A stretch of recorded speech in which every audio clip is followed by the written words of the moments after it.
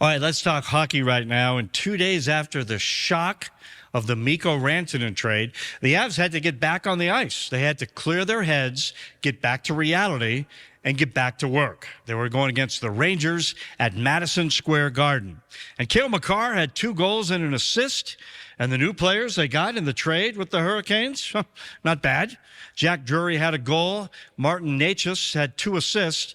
And Cale made the play of the game in the last seconds, coming out of the penalty box and feeding Artturi Lehkonen.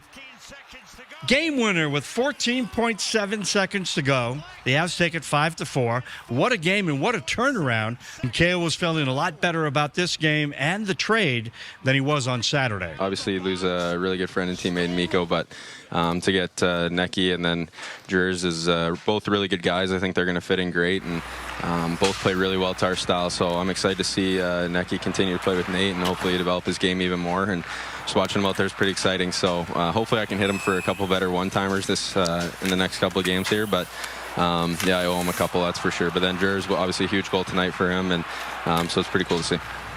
Well, Freddie and Nick, I mean, to see the big Moose traded after 10 years with the Avs, after lifting the Stanley Cup, 55 goals a couple of years ago, heart and soul of the team. I mean, I don't know what to say. There's 2 ways to look at this. One, with the heart and the emotion of like, how could you trade Mikko Rantanen, right? And then there's the head part of it, like, does it make sense? Dollars and cents. Are they going to be better down the road with this trade? Well, the most shocking part of this deal, Lionel, was the fact that it happened so far away from the trade deadline. I think if you read the tea leaves and looked at sort of the stuff that was happening in the margins with Mikko, the likelihood of the Avs being able to re-sign him or sign him to an extension was dissolving. It wasn't going to happen. He was due a big payday, and he's earned a big payday, to be frank. So I think once they realized that wasn't going to happen, then a trade makes a lot of sense. But usually you want these things to go closer to the deadline to maybe pull a little more from the team you're trading with, a team that's trying to make a Stanley Cup push like the Canes are. So timing to me was interesting. I also have to wonder, because we're still not sure where Gabe Landeskog is in his recovery, and he takes up a lot of money in the salary cap situation right now because his salary is on the books.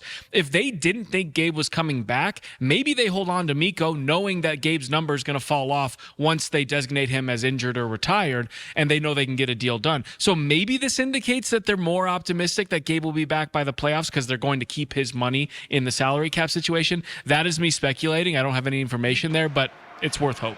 I hope that's the case. Gabe Landeskog coming back would be huge, and I feel like they may know something that we don't know, because I agree the timing was interesting of this.